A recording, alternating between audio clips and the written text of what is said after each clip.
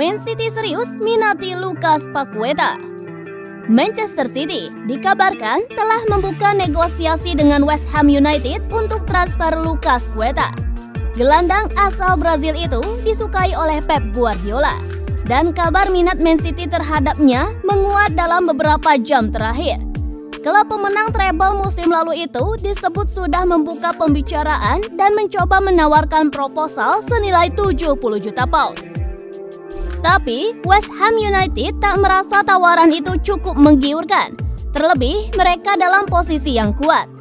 The Hammers tak ingin kehilangan pemain kunci lainnya setelah menjual Declan Rice ke Arsenal. Sementara Paqueta juga masih terikat kontrak sampai 2027 nanti. Jurnalis Special Transfer Fabrizio Romano melihat ini sebagai operasi yang relatif sulit untuk Man City. Tapi mereka diperkirakan tak akan menyerah begitu saja. Paqueta sendiri baru bergabung dengan West Ham United pada musim panas tahun lalu.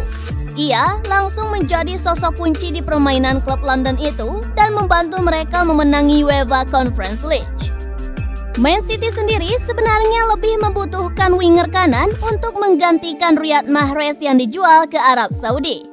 Tapi, manajer Man City Pep Guardiola diyakini punya ide untuk menggeser Bernardo Silva ke kanan, sementara Paqueta bermain di posisi sentral. Perekrutan Paqueta juga bisa menambah opsi Guardiola di tengah. Saat ini, mereka punya Kevin De Bruyne, Mateo Kovacic, Rodri, dan Calvin Phillips untuk 3 posisi gelandang. Dan sejauh ini, Man City sudah membeli 2 pemain kelas tim utama di bursa transfer. Dan mereka adalah Kovacic lalu Josko Gvardiol. Lalu, akankah Paqueta jadi perekrutan selanjutnya?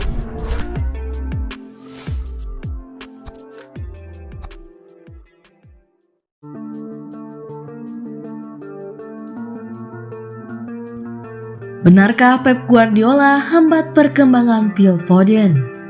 Mantan bek Liverpool Jamie Carragher mengklaim bahwa Phil Foden gagal memenuhi potensinya di bawah Pep Guardiola. Carragher mempertanyakan kepercayaan manajer City Guardiola dalam memaksimalkan Foden.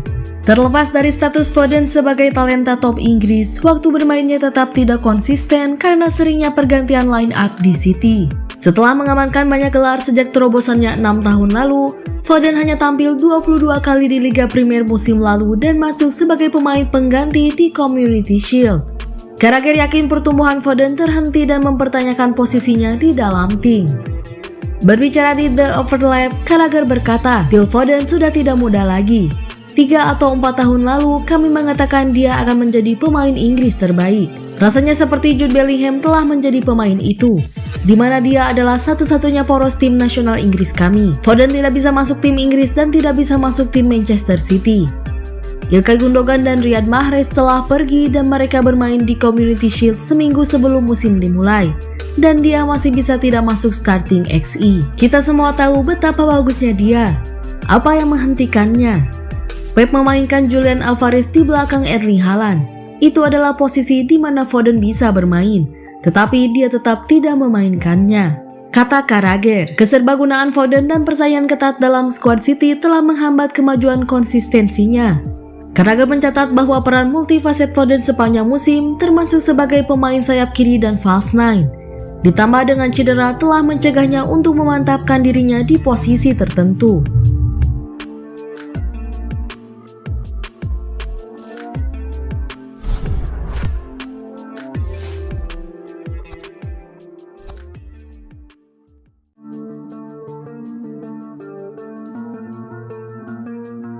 Tembok 5,7 triliun rupiah Manchester City.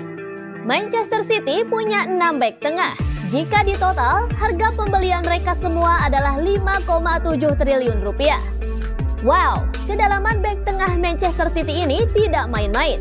Kedatangan Josko Gvardiol membuat The Citizens kini punya 6 bek tengah. Dan kini Manchester City punya Josko Gvardiol, Ruben Dias, John Stones, Nathan Ake, Manuel Akanji, dan Aymeric Laporte sebagai penghuni untuk lini tengah. Jika dikombinasikan, harga ke-6 pemain itu adalah 345 juta euro atau setara 5,7 triliun rupiah. Ya, Manajer Pep Guardiola memang begitu terobsesi beli bek-bek yang mahal di Manchester City. Dan keenam pemain itu pun sedang berada di usia emas. Ake dan Akanji sama-sama berusia 28 tahun. Stones dan Laporte sama-sama berusia 29 tahun. Diaz 26 tahun dan Gvardiol masih 21 tahun. Tapi menariknya, bek-bek tengah tersebut pernah diutak-atik posisinya oleh Guardiola. Sebut saja Stones yang menjelma menjadi gelandang bertahan, atau Akanji dan Ake sebagai bek sayap. Akan tetapi, Man City kabarnya juga mau menjual beberapa bek tengahnya seperti Laporte. Sang pemain kabarnya juga siap untuk pergi demi mendapat menit bermain yang lebih banyak. Manchester City akan maju ke Liga Inggris musim 2023-2024 sebagai juara bertahan. Dan mereka sudah 3 kali juara berturut-turut. Punya kedalaman bek tengah yang oke, akankah City kembali mampu mempertahankan titel juaranya?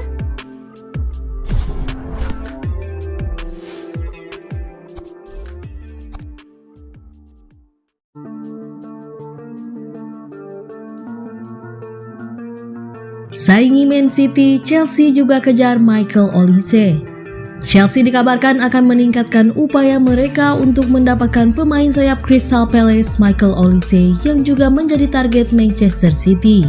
Dilansir dari Football 365, Chelsea melihat Michael Olise sebagai alternatif dari Mohamed Kudus yang hampir bergabung dengan Brighton and Hove Albion. The Seagulls diduga telah mencapai kesepakatan secara prinsip dengan Ajax untuk mendatangkan pemain internasional Ghana itu dengan biaya sebesar 34,5 juta pound sterling. Sebuah rekor baru bagi klub. Namun mereka belum menyetujui persyaratan personal dengan Kudus. The Blues telah mengalihkan perhatian mereka ke Olise. Sejumlah laporan menyebutkan bahwa mereka telah mengajukan tawaran sebesar 25 juta pound sterling untuknya. Tawaran ini dengan cepat ditolak oleh Crystal Palace. Olise memiliki klausul rilis sebesar 35 juta pounds. Jadi Chelsea harus membayar sesuai dengan biaya tersebut jika mereka ingin merekrut sang pemain sayap. Seperti yang telah dikabarkan sebelumnya, Manchester City juga tertarik pada pemain berusia 21 tahun tersebut sebagai pengganti potensial untuk Riyad Mahrez. Jadi ada kemungkinan akan terjadi pertarungan antara dua raksasa Premier League tersebut untuk mendapatkan sang pemain. Olise sempat bermain untuk Chelsea dan Man City sebagai pemain muda sebelum pindah ke Reading untuk memulai debutnya sebagai pemain senior. Sang pemain meninggalkan Reading menuju Crystal Palace pada tahun 2021. Sejak saat itu ia telah mencatatkan 71 penampilan di semua kompetisi, mencetak 6 gol dan menyumbangkan 19 assist. Sebagai pemain serbaguna, Olise memiliki kemampuan untuk bermain sebagai pemain sayap di kedua sisi atau sebagai gelandang serang, sehingga dapat memberikan dukungan di beberapa posisi untuk Chelsea atau Manchester City.